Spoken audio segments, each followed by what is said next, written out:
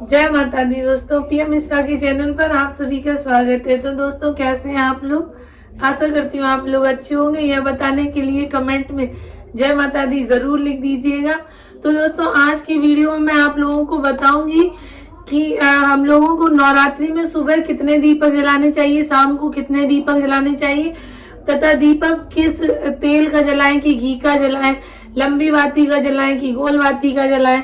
आज का वीडियो इसी विषय पे होगा कि हम लोगों को किस तरह का माता दुर्गा को प्रसन्न करने के लिए किस तरह का दीपक जलाना चाहिए, तथा किस चीज का दीपक जलाना चाहिए, आटे का, मिट्टी का, या जो घर में दीपक होते हैं पीतल के, चांदी के, जो कई तरीके के दीपक होते हैं।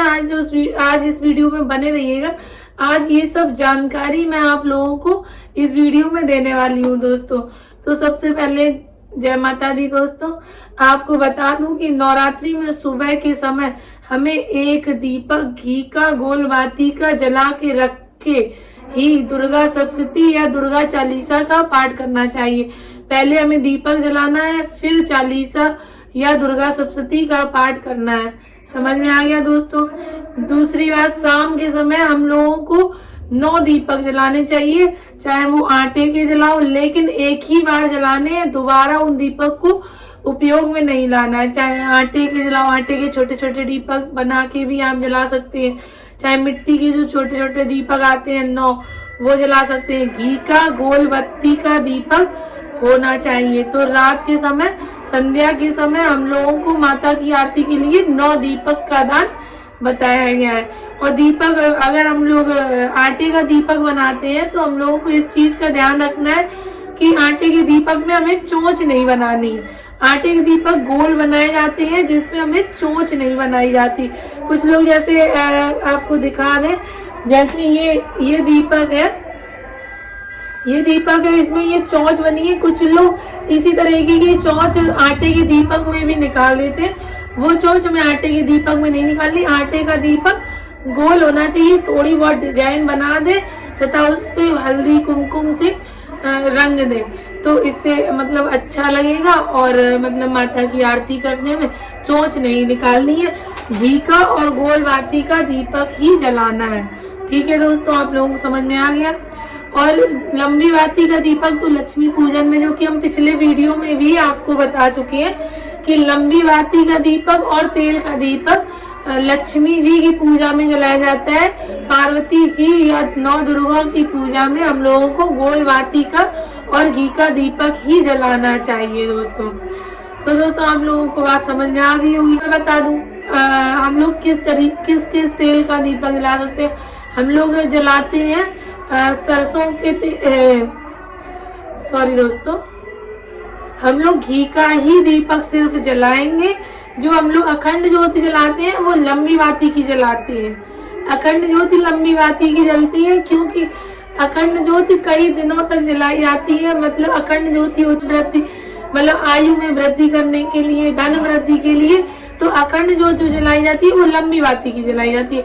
जो माता की आरती के लिए दीपक जलाया जाता है वो गोल बाती का जलाया जाता है। समझ में आ गया दोस्तों? अखंड बाती का दीपक लंबी बाती का होना चाहिए और घी का ही दीपक जलाना चाहिए। अखंड ज्योति तेल के दीपक की नहीं जलाई जाती है दोस्तों। बात आ गई समझ में?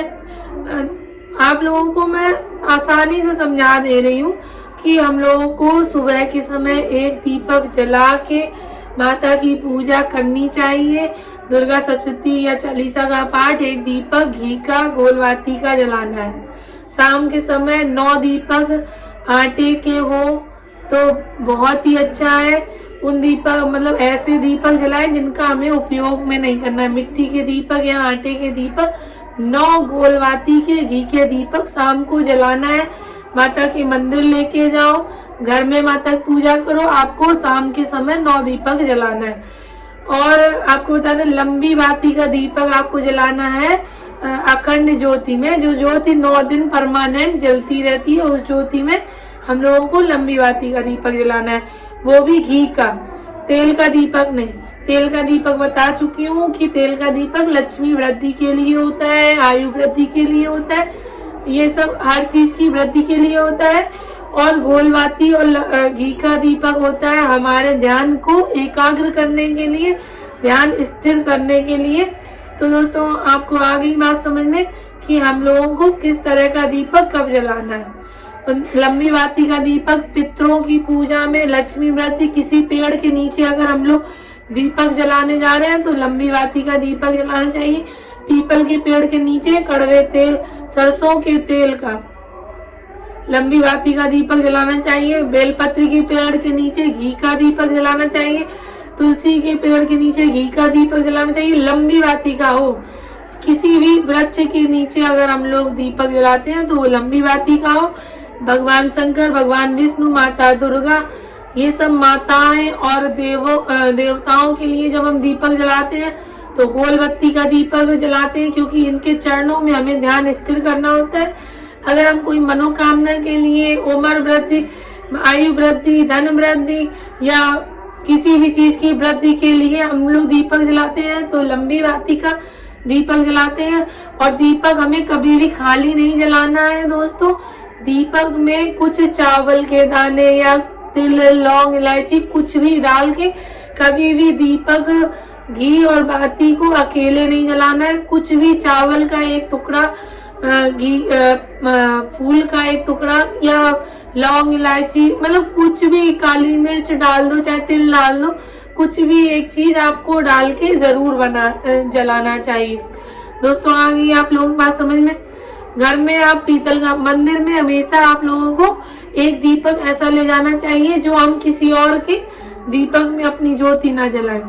ऐसा नहीं कि हम बाती लेके गए और वहां जाके किसी और के ज्योति में, मतलब आरती में हम लोग अपनी बाती जला रहे हैं तो उसका फल हम लोगों को नहीं मिलेगा। आ गई बात दोस्तों समझ में। आशा करती हूँ आपको मेरी ये जानकारी अच्छी लगी होगी। अगर आपको मेरी ये जानकारी अच्छी लगी है तो मेरे वीडियो को शेयर कर दीजिएगा, चैनल को सब्सक्राइब कर दीजिएगा, बेल आइकन को क्लिक कर दीजिएगा, वीडियो को लाइक कर दीजिएगा और एक छोटा सा कमेंट जय माता दी जरूर कर दीजिएगा।